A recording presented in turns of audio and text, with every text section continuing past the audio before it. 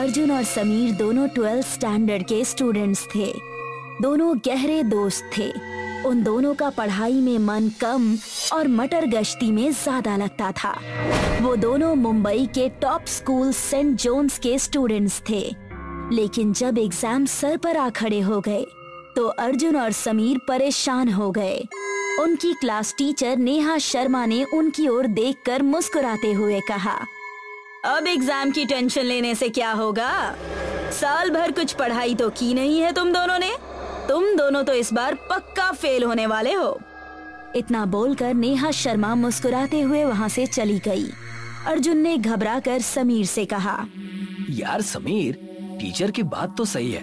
हम दोनों ने साल भर पढ़ाई तो की नहीं, हमारा फेल होना तो तय है। मुझे बहुत टेंशन हो रही है यार। मेरे डैड तो मुझे घर से निकाल देंगे और मेरे डैड मुझे मार मार कर मेरी हालत खराब कर देंगे। मुझसे टेंशन में खाना भी नहीं खाया जा रहा। यार अगर फेल हो गए तो हमारी क्लास के स्टूडेंट्स हमसे आगे निकल जाएंगे। हमारी बहुत इंसल्ट होगी। मुझे तो बहुत अफसोस हो रहा है। काश कुछ महीनों पहले से ही एग्जाम की तैयारी करना शुरू कर देते तो आज हमें इतनी टेंशन नहीं होती। अगर तुम दोनों चाहो तो मैं तुम्हारी मदद कर सकता हूँ। मैं काफी देर से तुम दोनों की बातें सुन रहा हूँ। लेकिन तुमने कहा कि तुम हमारी मदद कर सकते हो, मगर कैसे? मैं जानता हूँ कि 12th क्लास के पेपर कहाँ रखे जाते हैं। तुम ये बात कैसे जानते हो? ये बात तो बहुत सीक्रेट होती है। मैं इस स्कूल का चप्पा चप्पा जानता हूँ। आज मेरे सामने ही स्कूल की दूसरी बिल्डिंग में रूम नंबर 3 में 12th क्लास की पेपर शीट रखी गई है। लेकिन वहाँ तो ताला लगा होगा ना, और सीसीटीवी कैमरे भी चालू रहते हैं। मेरे पास उस कमरे की डुप्लीकेट चाबी रहती है और सीसीटीवी कैमरे कुछ दिन से खराब पड़े हैं। रामलाल की बात सुनकर अर्जुन सोचते हुए बोला, लेकिन तुम हमारी मदद करना क्यों चाहते हो? फ्री में मदद नहीं कर रहा हूँ। तुम उन सारी पेपर शीट्स के फोटोज ले लेना और उन सारी पेपर शीट की एक कॉपी मुझे दे देना।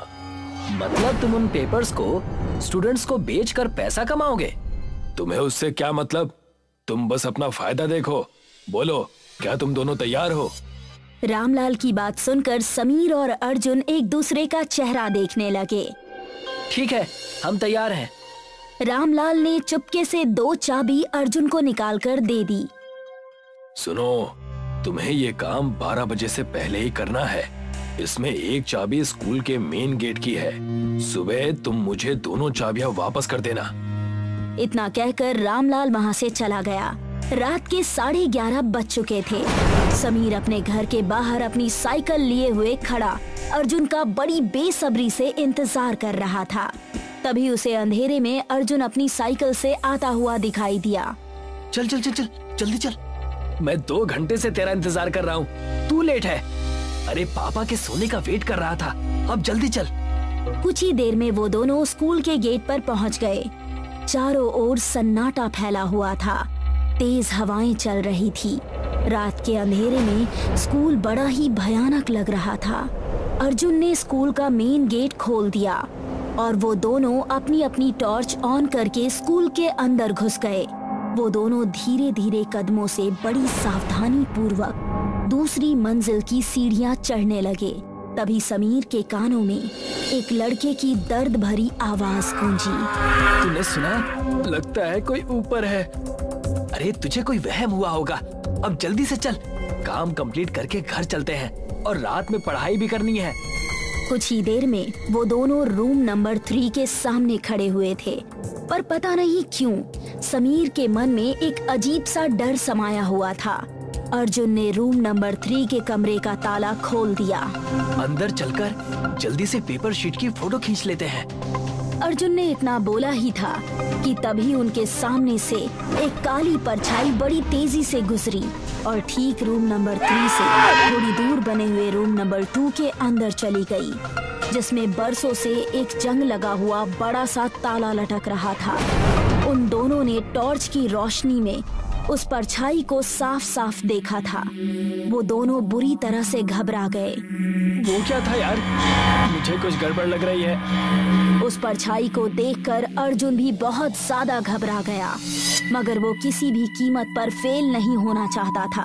अर्जुन समीर से कुछ कहने ही वाला था कि अचानक उसने देखा कि रूम नंबर 2 के दरवाजे का ताला अपने आप खुल गया और एक तेज हवा के झोंके से उसका दरवाजा भी और वो रूम रोशनी से जगमगा उठा और फिर सामान्य हो गया।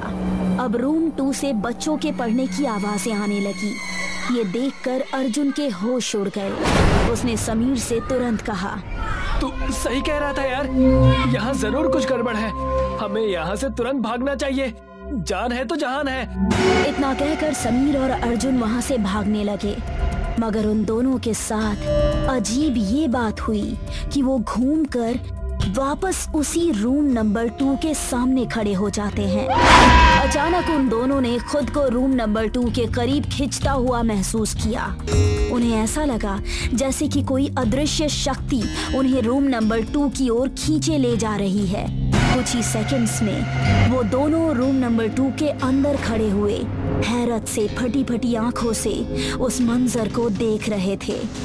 उन दोनों के सामने रूम नंबर 2 की पूरी क्लास जमी हुई थी और स्टूडेंट्स बैठे हुए पढ़ रहे थे। तभी उन दोनों के कानों में एक आवाज टकराई, तुम दोनों प्रोफेसर बख्शी की क्लास में क्या कर रहे हो? अर्जुन और समीर ने जैसे ही सामने की ओर देखा तो उनके गले से एक जोरदार चीख निकल गई। उन्होंने देखा कि उनके सामने एक बेहद डरावने चेहरे वाला व्यक्ति खड़ा हुआ था, जिसकी आंखों और सिर से खून बह रहा था। वो भारी स्वर में बोला, तुमने मेरी बात का जवाब नहीं दिया। जब तक तुम मेरी बात का जवाब नहीं दोगे, मैं तुम्हें यहाँ से जाने नहीं दूंगा। बताओ, यहाँ मेरी क्लास में क्या कर रहे हो? समीर बेहद डर गया और कपकपाती हुई आवाज में बोला, हमें यहाँ से जाने दो। हम तो बस कल के एग्जाम की पेपर शीट चुराने आए थे। समीर की बात सुनकर अचानक उस भयानक चेहरे वाले ने समीर का गला पकड़ लिया। तुम्हारी इतनी हिम्मत! तुमने पेपर शीट चुराने के बारे में सोचा भी कैसे?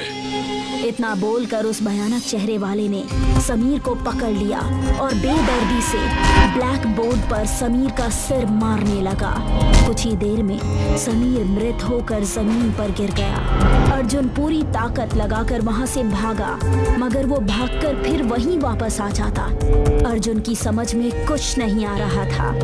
अंत में अर्जुन ने डरकर पहली मंजिल से नीचे छलांग लगा दी। दूसरे दिन अर्जुन सब लोगों को बेहोश मिला और समीर की लाश रूम नंबर 2 के सामने पाई गई। अर्जुन ने स्कूल की प्रिंसिपल को सारी सच्चाई बता दी। चपरासी रामलाल को गिरफ्तार करके जेल भेज दिया गया। बाद में अर्जुन को पता लगा कि काफी साल पहले वहां पर प्रोफेसर बख्शी नाम का एक स्ट्रिक्ट टीचर उस स्कूल में पढ़ाता था। एक दिन अचानक स्कूल की छत गिर जाने की वजह से प्रोफेसर बख्शी की मौत हो गई। कहते हैं कि हर रात ठीक 12 बजे वो क्लास आज भी जिंदा हो जाती है। पापा, अब मैं 12th क्लास में आ गई हूँ। मुझे पता है शालू बेटा। मुझे लगा आपको शायद ध्यान भी ना हो। आप घर पर वैसे भी बहुत कम रहते हो। मुझे अपनी कोचिंग लगवानी है। इतनी सी बात? अरे मनोहर शर्मा मेरे दोस्त हैं, शहर के सबसे रईस आदमी हैं। उनके अंडर में नताशा कोचिंग सेंटर चलता है। मैं वहीं तुम्हारी बात करके आता हूँ। शालू के पापा नताशा कोचिंग सेंटर जाते हैं। रात के 10 बज जाते हैं, लेकिन शालू के पापा घर नहीं लौटते। तेरे पापा कहाँ रह गए? जरा फोन तो कर।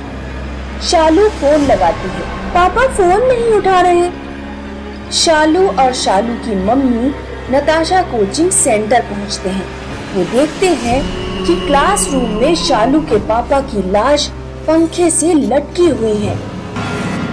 शालू चिल्ला पड़ती है, शालू के पापा को किसने मारा? क्या है नताशा कोचिंग सेंटर का राज? आइए सुनते हैं कहानी भूतिया कोचिंग सेंटर। रमेश का परिवार उत्तर प्रदेश के बरेली जिले में रहता था। रमेश एक प्राइवेट स्कूल में टीचर था। पापा आज ड्यूटी से लौट कर आइएगा तो मोमोज लेते आइएगा। ठीक है बेटा। रमेश ड्यूटी से लौट कर आता है तो उसका चेहरा उतरा हुआ था। क्या हुआ, इतने उदास क्यों हो? स्कूल बंद हो रहा है, मेरी नौकरी चली गई।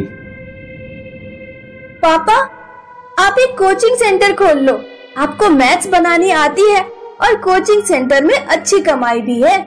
मेरे कोचिंग वाले सर को देख लो, महीने में लाखों की इनकम है। रमेश एक प्लॉट खरीदकर वहां अपना कोचिंग सेंटर बनवाता है और उसका नाम रखता है नताशा कोचिंग सेंटर। रमेश बहुत मेहनत और लगन से अपने स्टूडेंट्स को पढ़ाता है, इसीलिए कुछ ही दिनों में उसका कोचिंग सेंटर अच्छा चलने लगा। शहर के सबसे बड़े बिजनेसमैन मनोहर शर्मा की नताशा कोचिंग सेंटर पर नजर पड़ गई। अगर ये कोचिंग सेंटर अपना हो जाए तो बहुत प्रॉफिट होगा। एक दिन मनोहर रमेश के घर पहुंचता है। नताशा कोचिंग सेंटर तुम्हारा ही है? हाँ जी, बताइए। मैं मनोहर शर्मा हूं, मेरा नाम तो सुना ही होगा। मैं चाहता हूं तुम अपना कोचिंग सेंटर मुझे बेच दो। मैं इसमें फिजिक्स और केमिस्ट्री के टीचर्स भी रख दूंगा। मैथ्स तुम ही पढ़ाओगे, बस कोचिंग सेंटर मेरे अंडर में चलेगा। नहीं, मैं अपना कोचिंग नहीं बेचूंगा। पूरे शहर में कोई मुझे ना नहीं कह सकता। जिस चीज पर मेरा दिल आ जाए मैं उसे खरीद कर ही रहता हूं। मैंने आपसे कह दिया ना, नहीं बेचना है। ठीक है। मनोहर रात में कुछ गुंडे रमेश के घर भेज देता है और रमेश के पूरे परिवार को मरवा देता है। मनोहर नताशा कोचिंग सेंटर में अपने टीचर रखवा देता है और कोचिंग सेंटर उसके अंडर में चलती रहती है। 2 साल बाद, चलो बच्चों अब छुट्टी, अब हम दिवाली की छुट्टियों के बाद मिलेंगे। सारे स्टूडेंट्स चले जाते हैं और टीचर बोर्ड साफ करने लगता है। टीचर को 3 लोग बेंच पर बैठे दिखाई देते हैं। ये तीनों रमेश, रमेश की पत्नी और रमेश की बेटी के भूत थे। उनके चेहरे डरावने थे। अरे तुम लोग कौन हो? जाओ यहाँ से। तीनों आत्माएं टीचर का गला घोंटकर उसे मार देती हैं। अगले दिन मनोहर शर्मा कोचिंग पहुंचता है। सीसीटीवी चेक करो। मनोहर देखता है कि रमेश के पूरे परिवार का भूत टीचर को मार रहा है। अरे नहीं, ये तो वही तीनों लोग हैं। लगता है इनकी आत्मा भटक रही है। अगर ये सीसीटीवी फुटेज पुलिस के हाथ लग गई तो पुलिस रमेश के परिवार की हत्या की भी जांच करेगी और मुझ पर शक करेगी, इसलिए पुलिस स्टेशन जाना बेकार है। मनोहर घबरा जाता है। वो तुरंत अपने घर पहुंचकर पूरे घर में बॉडीगार्ड तैनात करवा देता है और एक तांत्रिक को बुलाकर पूजा पाठ करवाता है। वो तीनों आत्माएं मेरे पास तो नहीं आएंगी बाबा जी? नहीं, तुम निश्चिंत होकर सो जाओ। मनोहर रात में बिस्तर पर सो रहा है। अचानक उसकी आंख खुलती है तो रमेश का परिवार भयानक शक्लों में उसके सामने था। मुझसे गलती हो गई, मुझे माफ कर दो। हमारा हंसता खेलता परिवार तूने अपने लालच के चक्कर में बर्बाद कर दिया। मनोहर अपने कमरे से बाहर भागता है और अपनी कार स्टार्ट करता है। वो कार से तांत्रिक के घर की ओर भागता है। तीनों आत्माएं उसकी कार में आ जाती हैं। अब तू हमसे बचकर कहीं नहीं भाग पाएगा। मनोहर डर के मारे कार नहीं संभाल पाता और उसकी कार खाई में गिर जाती है। मनोहर मर जाता है। आज भी नताशा कोचिंग सेंटर में रमेश की आत्मा भटकती है और लोग वहां जाने से डरते हैं। कई महीनों के लॉकडाउन के बाद प्रिया और गौरव का स्कूल दोबारा खुला था। माँ, हमारा स्कूल खुल गया है। इतने महीनों बाद स्कूल जाएंगे, दोस्तों से मिलेंगे, कितना मजा आएगा। कुछ मजा नहीं आएगा। स्कूल बंद थे तो आराम से घर में वीडियो गेम खेलने को मिल रहा था। अब ढेर सारा होमवर्क करना पड़ेगा। गौरव अपने कमरे में जाकर वीडियो गेम खेलने लगा। अचानक उसे वीडियो गेम में एक भयानक चेहरा दिखाई दिया। कल स्कूल में मिलते हैं। मम्मी! गौरव की माँ और बहन उसके रूम में आते हैं। क्या हुआ गौरव? वीडियो गेम में कोई चुड़ैल है। इसमें इतनी चिल्लाने वाली क्या बात है? कोई कैरेक्टर होगा गेम का। नहीं, कोई भयानक आवाज में बोला। ज्यादा वीडियो गेम खेल खेल कर तेरा दिमाग खराब हो गया है। अब सो जा, कल स्कूल जाना है। प्रिया भी अपने रूम में सोने चली गई। मैंने अपनी स्कूल ड्रेस तो प्रेस ही नहीं की है। प्रिया ने अपनी ड्रेस निकालने के लिए अलमारी खोली। अलमारी के अंदर एक भूतनी स्कूल ड्रेस पहने खड़ी हुई थी। भूतनी उसका गला पकड़ लेती है। क्या हो गया? अलमारी में भूतनी है। अब लग रहा है तेरा दिमाग खराब हो गया है। माँ अलमारी खोलकर देखती है। कहाँ है इसमें भूतनी? अगले दिन प्रिया और गौरव स्कूल के लिए निकले। दोनों एक पेड़ के पास खड़े होकर अपनी स्कूल बस आने का इंतजार कर रहे थे। कल हमारे साथ जो हुआ वो हमारा वहम नहीं था, लेकिन माँ हमारी बात का विश्वास नहीं करेंगी। शायद कोई हमारी बात का विश्वास नहीं करेगा। तभी अचानक एक चुड़ैल पेड़ के ऊपर से गौरव के गले में फंदा डाल देती है और गौरव को खींचने लगती है। गौरव का दम घुटने लगता है। कोई मेरे भाई को बचाओ! तभी स्कूल बस वहाँ आ जाती है। अंकल मेरे भाई को बचाइए ना, मेरे भाई को बचाइए ना अंकल। लेकिन तुम्हारा भाई तो बस में ही बैठा है। प्रिया को समझ नहीं आ रहा था कि ये सब उसके साथ क्या हो रहा है। स्कूल पहुंचकर प्रिया अपनी फ्रेंड वैशाली से मिली। हाय प्रिया, आज इतने दिनों के बाद मिल रहे हैं। अब जरा बताओ कि तुमने लॉकडाउन में क्या क्या किया। अरे इतनी उदास क्यों दिख रही हो? ज्यादातर टाइम मैं बोर होती रही। प्रिया वैशाली को रात और सुबह वाली घटनाओं के बारे में बताती है।